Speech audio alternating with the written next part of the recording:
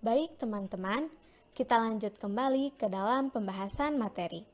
Pembahasan selanjutnya yaitu mengenai planet. Planet adalah benda langit yang dapat memenuhi syarat sebagai berikut. 1. Mengorbit satu pusat yaitu matahari. 2. Memiliki massa yang cukup untuk mencegah gaya gravitasi menghancurkan dirinya sendiri. Dan yang ketiga yaitu dapat mengorbit matahari tanpa adanya hambatan yang membuat ia tidak dapat melakukan revolusi kembali. Planet dapat dikelompokkan menjadi beberapa jenis. Itu semua tergantung situasinya. Yang di sini pengelompokan planet bumi sebagai pembatasnya. Untuk yang pertama, pengelompokan planet apabila bumi yang dijadikan sebagai pembatasnya. Nah, ada planet sebelum bumi, itu dinamakan dengan planet inferior. Contohnya Merkurius, Venus, karena itu orbitnya sebelum bumi. Nah, kalau planet di setelah bumi itu ada yang dinamakan superior. Superior itu planet yang orbitnya di luar bumi atau lebih jauh dibandingkan bumi, makanya itu dinamakan bumi sebagai pembatasnya. Lalu ada pengelompokan planet berdasarkan sabuk asteroid sebagai pembatasnya. Asteroid di sini diartikan sebagai gugusan melingkar yang ada di tata surya. Bisa juga disebut sebagai planet-planet kerdil yang ada di tata surya. Di sana ada benda langit, mulai dari debu kosmik yang kecil hingga batu yang sebesar mungkin seperempat ukuran bulan yang jadi satelit bumi.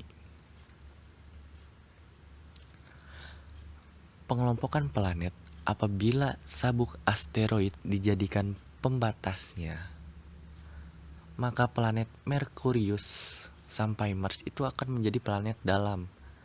Sedangkan planet Jupiter sampai Neptunus dikelompokkan sebagai planet luar. Pengelompokan planet berdasarkan ukuran dan komposisi penyusunnya. Untuk planet yang didominasi oleh bebatuan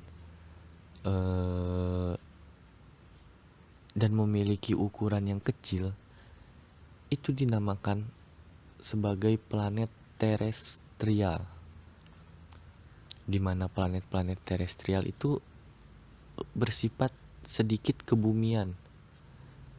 Contohnya ada Merkurius, Venus, Bumi, dan Mars, di mana keempat planet tersebut dipercaya dapat menunjang kehidupan dan memiliki sumber daya tambang yang melimpah. Untuk planet dengan gas dan hidrogen yang mendominasinya itu dinamakan sebagai dikelompokkan sebagai Jovian. Planet Jovian di antaranya ada Jupiter, Saturnus, Uranus, Neptunus, dan planet Jovian dikenal sebagai planet yang memiliki cuaca ekstrim di mana badai dapat berlangsung bertahun-tahun lamanya. Ini tidak cocok untuk kehidupan atau berbanding terbalik dengan planet terestrial. Dilanjutkan untuk pengenalan setiap planet di tata surya. Yang pertama ada Merkurius. Merkurius merupakan planet yang dinamai atas nama pembawa pesan para dewa Romawi. Planet ini adalah planet yang paling dekat jaraknya dengan matahari. Dan diperkirakan ketika matahari masuk ke fase raksasa merah, planet ini akan ikut tertelan ke dalamnya. Merkurius memiliki periode rotasi revolusi yang unik yaitu 3:2, yang berarti 3 hari Merkurius sama dengan 2 tahun Merkurius. Walaupun dikategorikan sebagai planet dengan ukuran yang lebih kecil dari satelit terbesar Jupiter, yaitu Ganymede, tidak seperti Bumi yang memiliki inti batuan cair. Planet Merkurius berupa batuan solid yang kaya akan logam dan silika. Venus. Planet Venus dikenal sebagai bintang fajar dan dinamai atas Dewi Cinta dan kecantikan Romawi. Venus ini merupakan planet terpanas yang ada di tata surya, yang berotasi ke arah sebaliknya dibandingkan dengan planet lainnya. Planet ini juga dikenal sebagai saudari Bumi karena kemiripannya serta membutuhkan 225 hari untuk melakukan revolusi. Bumi. Bumi adalah satu-satunya planet yang tidak dinamai atas dewa. Bumi ini merupakan satu-satunya planet yang ada di tata surya yang diketahui dapat menyokong kehidupan. Permukaannya terdiri dari lautan dan daratan. Planet ini mempunyai magnetosfer yang sangat kuat, serta pergerakan rotasi buminya kian melambat. Kini bumi sudah berumur lebih dari 4 miliar tahun, dan bumi juga satu-satunya planet yang dimana air dapat membentuk 3 wujud. Planet Mars. Planet Mars ini dinamai atas dewa perang Romawi yang merupakan planet terkecil kedua. Dikenal sebagai planet merah. Mars memiliki gunung tertinggi dan ngarai terdalam di tata surya, serta ditemukan adanya jejak air pada permukaan Mars. Terdapat 18 misi yang telah dilaksanakan untuk memiliki planet ini. Mars membutuhkan waktu 687 hari untuk melakukan revolusi. Planet Jupiter. Jupiter merupakan planet terbesar di tata surya loh. Mengapa demikian? Karena saking besarnya, bahkan bila semua massa benda langit di tata surya selain matahari disatukan, maka Jupiter masih dapat menampang sebanyak 1,5 kali dari massa dengan nilai yang sama. Komposisi penyusun dari planet ini didominasi oleh gas, karena pada awalnya Jupiter sebenarnya melakukan proses termonuklir untuk menjadi sebuah bintang. Maka dari itu sering disebut sebagai bintang yang gagal. Mengapa demikian? Karena seandainya planet Jupiter dapat menjadi lebih besar 17 kali lipat dari ukuran aslinya yang sekarang, maka kita akan memiliki 2 bintang di tata surya. Planet Jupiter memiliki badai yang abadi dan mata badai tersebut dikenal sebagai red spot, di mana sudah diamati oleh para ilmuwan sejak pertama kali ia ditemukan. Walaupun atmosfernya didominasi oleh gas, permukaan Jupiter sebenarnya adalah batu, logam, dan beberapa komponen hidrogen. Walaupun tidak seelegan Saturnus, Jupiter juga memiliki sistem cincin yang sangat tipis. Planet Saturnus. Saturnus adalah planet dengan cincin terbesar di tata surya. Cincin yang dimiliki planet Saturnus tersusun dari batuan es di sekitar langit ekuatornya. Saturnus adalah planet terakhir di tata surya yang dapat diamati dengan mata telanjang. Tidak seperti planet Uranus, Neptunus, dan eksoplanet yang ada di luar angkasa, karena diperlukan alat khusus untuk melakukan pengamatan seperti teleskop darat super atau teleskop luar angkasa seperti Hubble. Pada planet Saturnus, atmosfernya terbagi menjadi 2 bagian. Pada bagian atas tersusun oleh amonia dalam bentuk es, dan pada bagian bawahnya terdapat campuran dari hidrogen dingin dan es sulfur. Seperti Jupiter, planet gas raksasa ini memiliki badai yang sangat dahsyat yang terjadi di permukaannya. Untuk Saturnus, badai terjadi di bagian kutubnya dan membentuk heksagonal. Komposisi utama Saturnus didominasi oleh hidrogen. Planet Uranus. Planet Uranus adalah planet yang pertama kali ditemukan melalui teleskop. Ditemukan bahwa sudut perputaran orbit revolusi Uranus sangatlah unik dibandingkan planet lainnya. Planet Uranus mengelilingi matahari dengan sudut 98 derajat menghadap ke matahari. Atau untuk lebih mudah bisa dikatakan bahwa kutub dari planet Uranus menghadap ke matahari kala ia berotasi, menjadikan ia terlihat seperti berguling saat berevolusi terhadap matahari. Planet Uranus dikenal pula sebagai planet es raksasa, di mana ia juga disebut sebagai planet yang paling dingin di tata surya kita. Walaupun terlihat polos, planet ini sebenarnya memiliki sistem cincin gelap yang sangatlah tipis. Planet Neptunus. Neptunus dinamai atas nama dewa laut Romawi. Planet ini merupakan planet yang jaraknya paling jauh ke matahari, setelah Pluto. Namun beberapa waktu ke belakang, Pluto sudah tidak dianggap sebagai sebuah planet karena beberapa faktor tertentu. Neptunus merupakan jenis planet Jovian yang paling kecil di antara planet gas lainnya. Atmosfer planet ini dipenuhi oleh hidrogen, helium, dan juga metana. Akibat kaya akan metana, kadangkala ketika cuaca sedang ganas, planet ini akan menghujani permukaannya dengan berlian. Wow, bayangkan jika itu terjadi di planet bumi. Neptunus juga memiliki sistem cincin sebanyak 6 buah.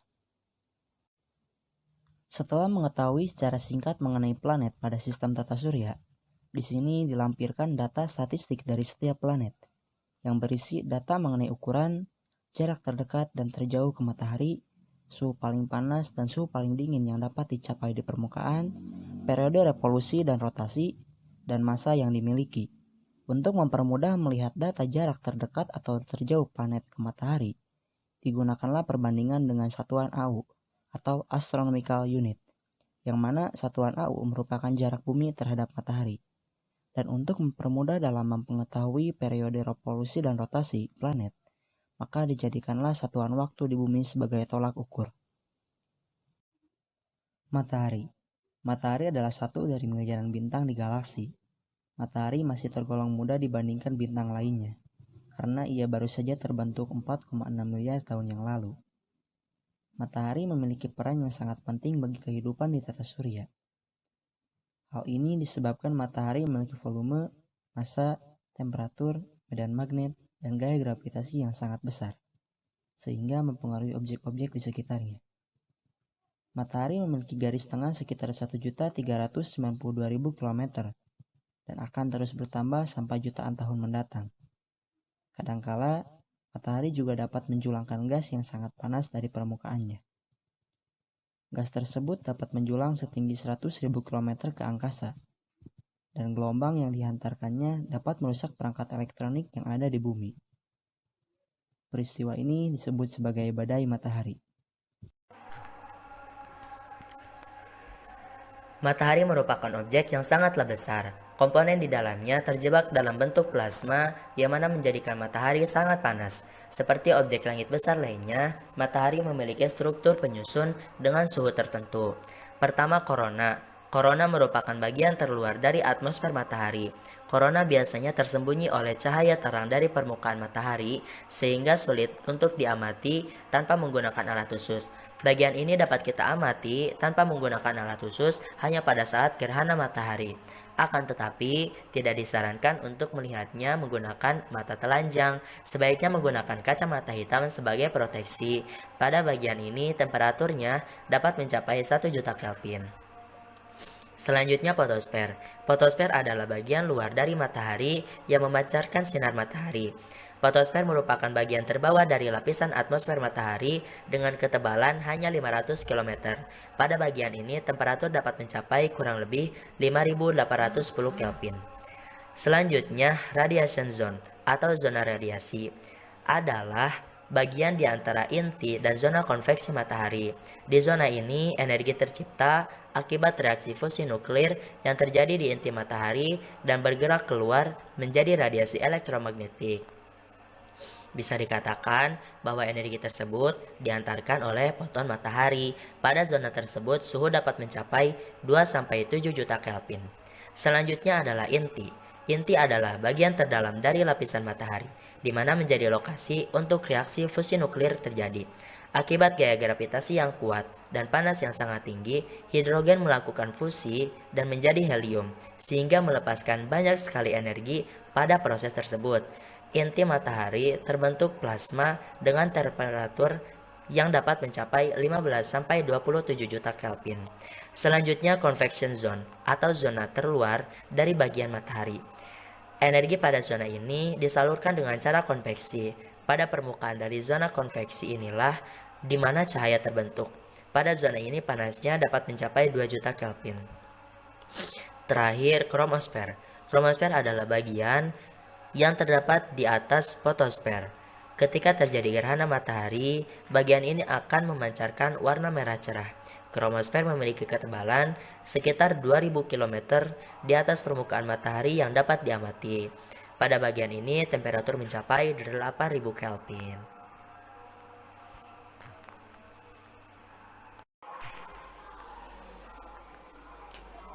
Sinar matahari. Matahari mendapatkan sinar dan panasnya dari reaksi termonuklir yang terjadi di dalam dirinya. Dari hal tersebut, makhluk hidup yang ada di bumi mendapatkan berkah atau manfaat berupa panas untuk menjemur pakaian, sumber energi terbarukan, sumber nutrisi yang baik, energi untuk melakukan fotosintesis, dan sumber cahaya bagi kehidupan. Terima kasih kepada semua pemateri yang telah menyampaikan penjelasannya.